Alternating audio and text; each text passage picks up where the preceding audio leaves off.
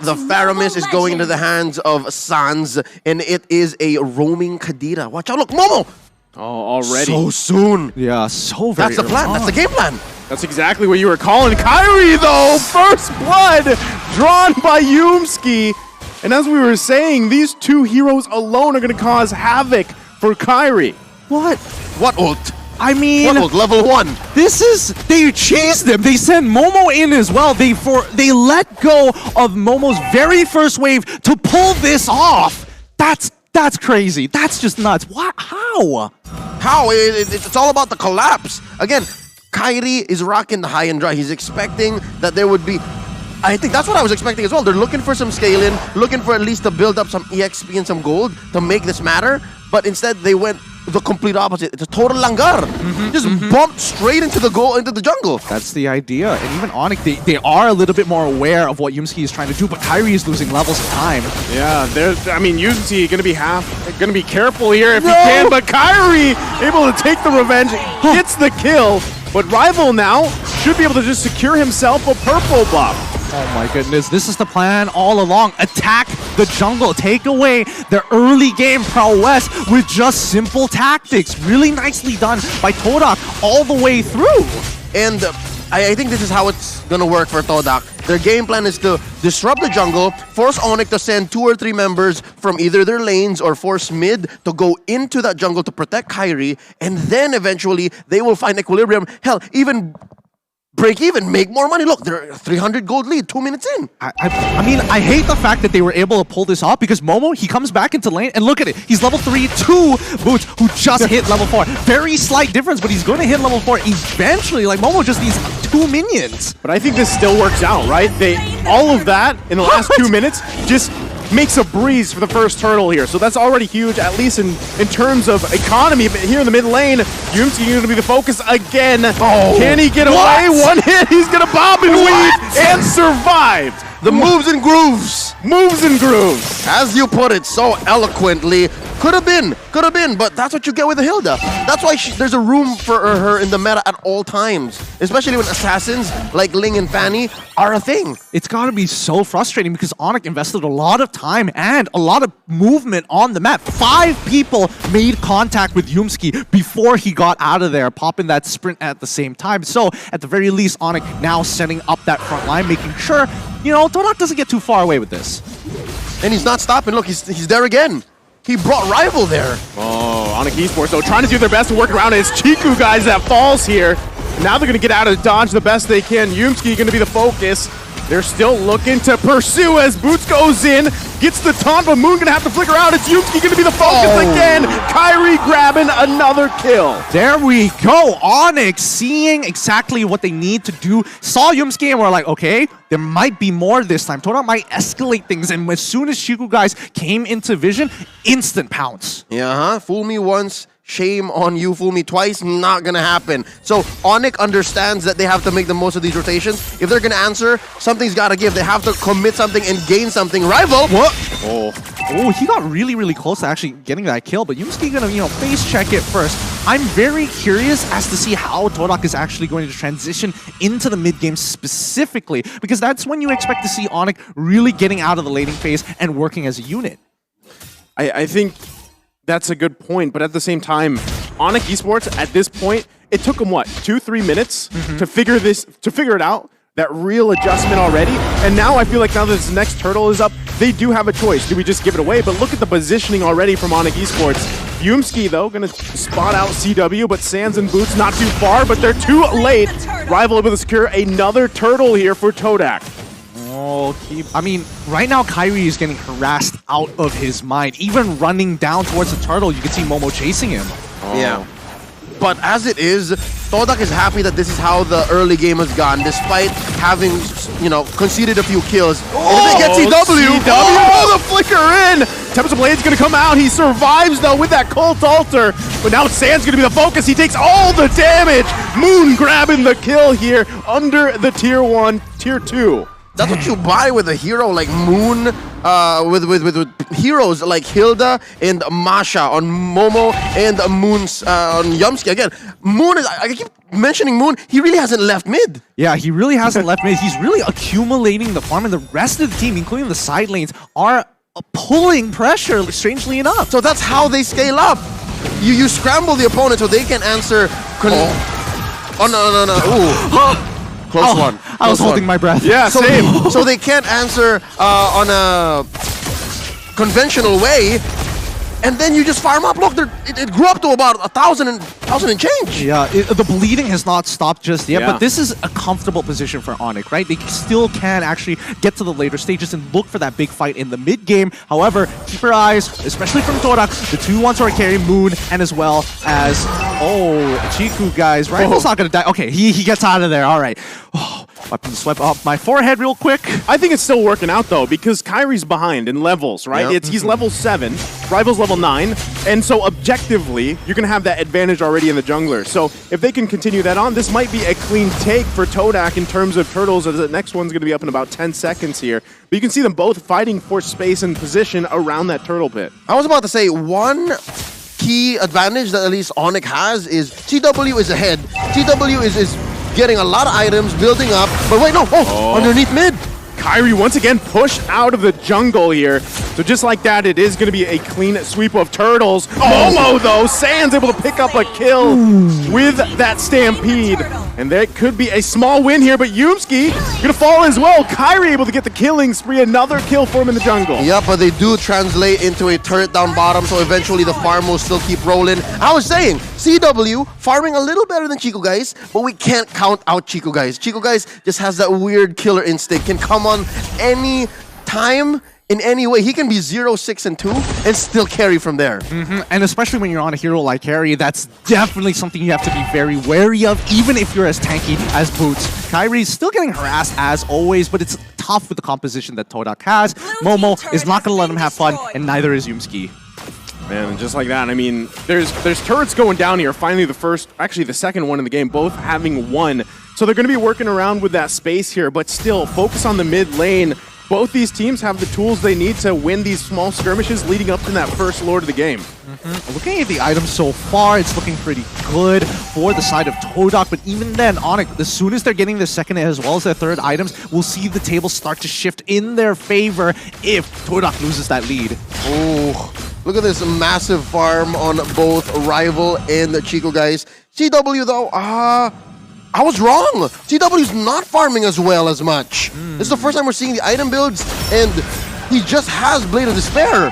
That's trouble. Well, to be fair, he did get dove twice, one having to break his flicker, the second to death. So forcing him home. So yes, he's saving himself, not many deaths, but he's not staying late as much as he should. Yeah, the economy's not looking good. CW gonna have to flicker out to survive that. So still, total control here from Todak on Onic Esports' purple buff, and just making it hell here for Kyrie to even get any buff. And the poking back and forth. Now it looks like Todak's gonna go ahead and focus on the mid lane. The flicker comes in. Boots, though, working on Chico, guys. Can't get him as he falls here in the tier 1. Sand's gonna flicker out too. Turret falls down, though. Kyrie trying to unleash, able to pick up a kill, make it a double as Momo falls as well. Already, the tables are slowly starting to turn. The gears for Onic Esports, making it so much more of a problem for Todak. Boots, the shield of Onic right now, must keep Todak in check. So here's what's gonna happen. If Onic continues on this path, there is a window wherein they are ahead. There is a window wherein they will say where the fights happen and how they happen. But eventually, Todak is gonna have Yumski and Momo just diving up front, possibly Momo having his third Guardian helmet, and then he can just one-hit CW. Hell, maybe even one-hit Kyrie. It's that scary when we get into the late game. So I'm guessing there's a time frame of maybe about 4 or 5 more minutes before that can happen. I think that's good timing as well. And you gotta point out the fact too, Rival has just had a chill game. This is the most comfortable probably game you can have on this link, right? You're 0-0-0, almost 10 minutes in the game. You're gonna be able to work on these objectives the way you want. Meanwhile, it's the polar opposite for Kyrie. 5-1-1, but he's 3 levels down. But it's a good recovery though, given the early game, what happened in the first 2 minutes. But we can counter blessings as much as we want, but it's all about this purple. Who's gonna get it? Rival can Rival secure. They just got Lord! Yeah, I mean, again, Kairi has done a good job working back from this, but still, objectively, it's Todak with that advantage. Like you guys mentioned, you have Momo and Yumski going to any... Actually, they can even split up each other if they want to, focusing on the back line, protecting the front, causing havoc here. And that's what we're seeing. It's tough for Onic Esports. No, that's exactly it. Todak right now are doing their... Well, I wouldn't even say it's a split push, but they are doing cross-map plays while Yumski or even Momo is distracting them by purple buff, knowing how important it is for Kairi specifically to get it. They know a contestation point, a choke point against Onic. Yeah, the reason why the split is so easy for Todak is because Yumski and Momo can just do whatever they want. Yeah. They can face off against 3 or 4 members and still get out alive. So that's why all the rest of the members of Todak are still farming elsewhere. They're pushing hard. They're going to get that taunt off, but still, it's only a turn that goes down. Kairi from the backside, though, can't get a kill. It was almost there, but he's going to fall here. Boots, though, going to fall as well. Chico guys take it out, but it's a 1-for-3 trade. And now Todak knocking on the door of Onic Esports. This is getting very sweaty already. One inhibitor has fallen. I was expecting maybe a second one here, but Onic, they've got to be really careful here. They have to stop this bleeding now. That bottom lane inhibitor push is a leaking roof. That is permanent damage.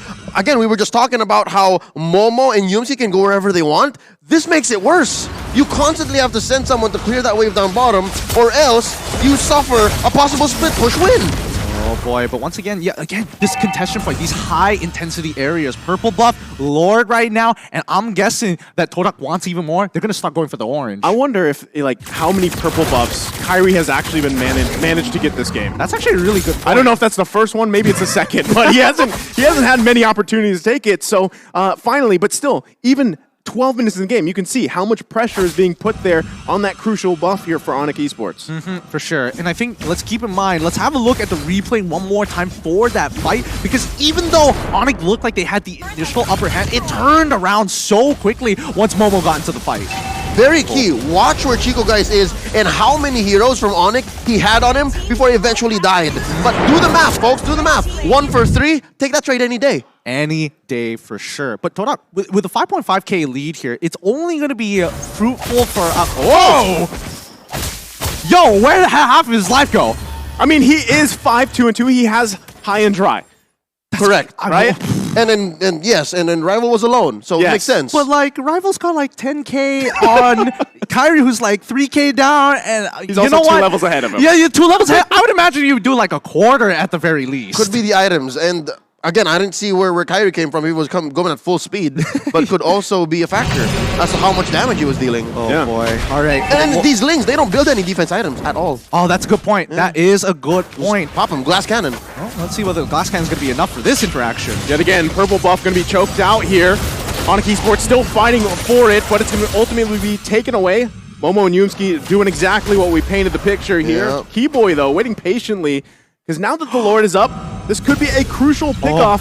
If Keyboy can find it, as he waits patiently in that bush for now, but Todak not even going to enter that area. Oh my goodness, is somebody going to check it? Did he get hit? Rival's going to be gets the Tempest Blades out, and now Keyboy's going to be the one punished here. Kidding! What a play coming out from Rival. You're kidding, that didn't one-shot him? What's going on? He had everything, even Magic Worship. He played it perfectly. At this point, Keyboy hasn't really farmed up, couldn't stay in the lane, get the XP, get the gold that he needed. He just could not. And you're looking at Rival who's at level 15, level 14. Keyboy's at 11. Just the base stat growth just made the difference. It really did. And I mean, right now at the 42k mark, they are clearly at an item power spike against Onic, who's at 37. They just need a little bit more time to catch up. But with this Luminous Lord, I don't know. We're expecting to see at least another inhibitor turn, or at the very least, a 5v5 fight. Yeah, I think, as this Lord marches down on the bottom side, Onic Esports is still, even with this defense, they're going to have their work cut out for them, because what you're seeing is just engage after engage. And Keyboy, I mean, look how tanky Yusuke is. He is going to get dragged with the Stampede here behind enemy lines, but should be able to bob and weave out of there. They do lose that mid-turret, though. They're not even going to wait for the Lord here, as Todak is into the base of Onic Esports. Lord has made its way to the base. They lose that mid lane, and now they're going to lose more resources here, but Momo doing exactly what he needs to do. Kyrie trying to poke down anybody that he can.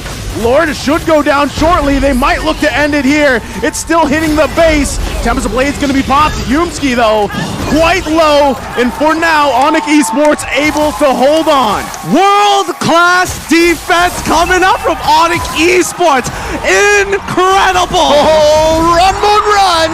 And what a clapback. 3 for 2, and Onic is still breathing. So exactly how did that happen? All right, first up, I think Boots got a solid taunt and put down the members of Todak to a very acceptable level for Kyrie to clean up. Plus the pulls from Sans, who actually is doing great. I'd like to see what Sans is building here. Again, the replay coming up in just a couple seconds here. They were underneath the crystal, so best believe there was a lot of free turret hits, right?